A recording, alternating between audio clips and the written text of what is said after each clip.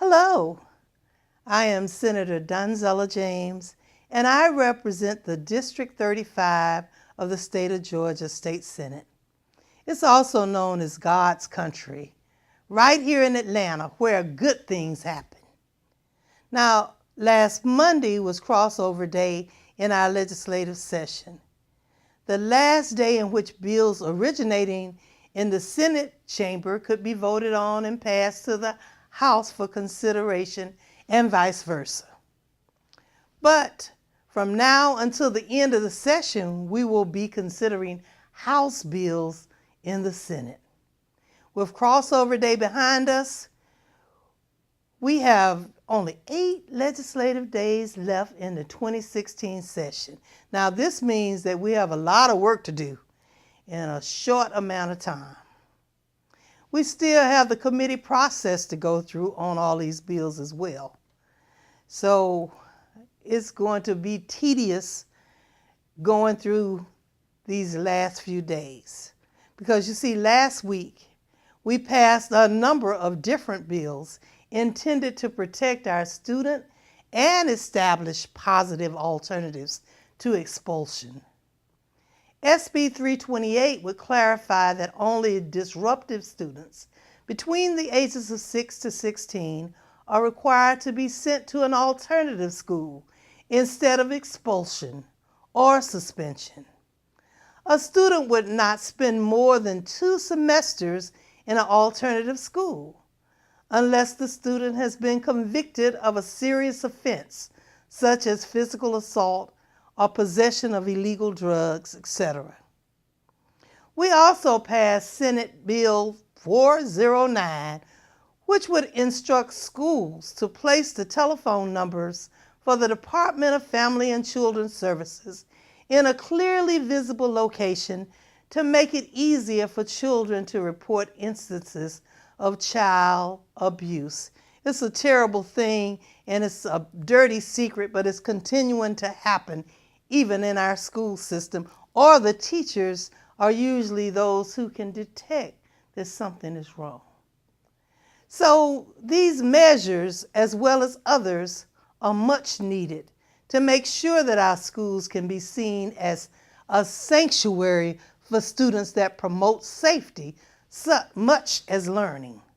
You know, schools should be a safe place where kids can get their education without having to worry about violence or being the victim of any other crime. It should be no stress or less stress and no pressure that we would cause.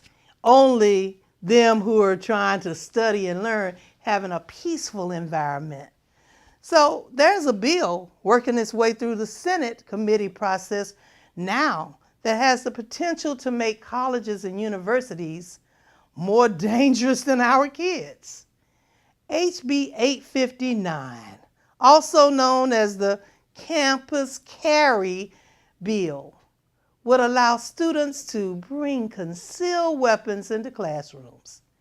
This could not only be disruptive in a classroom, but potentially deadly. This is why I oppose HB 859, and I intend to vote against it. Let's think about this. What are they going to say? You got to be 21 years old to have this gun, and you can only carry it in certain places? Well, what about when you get ready to go to those other places? Are you going to have to check your gun at the door?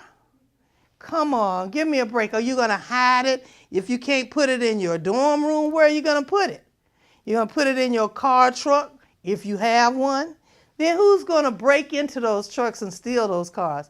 Better yet, if you don't know how to use a gun, they can take that gun from you, and then it will be very dangerous for that person who is trying to have a weapon in the first place. Children are hotheads sometimes. And then they say, well, they're young. And they'll get over it. They'll grow up. They're mature. This is a bad idea. So I hope that everyone will oppose 859 along with me and vote against it. And let's just end this forever. Let's increase the number of security guards on those campuses. And then maybe we can have a safe environment once again. So later this week, we'll be welcoming one of Georgia's finest athletes and one of our best quarterbacks in the NFL to the State Senate Chamber, Cam Newton, from my district, District 35. Yes, and he attended the high school in my neighborhood, Westlake High School, many years ago. He is phenomenal. He was then, and he's even more so now. And he will be given the award for being the most valuable player this year. And also, we have another superstar, NFL star Eric Berry from the Kansas City Chiefs. Now, he received the Comeback Kid Award from the NFL for his play in this 2015 session. You see, he was ill for a while and diagnosed with terminal cancer, but guess what? God is in charge. And that young man got over that cancer. He's cancer-free, and he's working hard. And then he came back to the NFL and did a phenomenal job. So we want to say bravo to him and keep up the good work. So as you can see, it's been a busy week here in the state capitol, and we only have 3 weeks remaining. And we're working so hard to pass legislation which will benefit everyone in our state.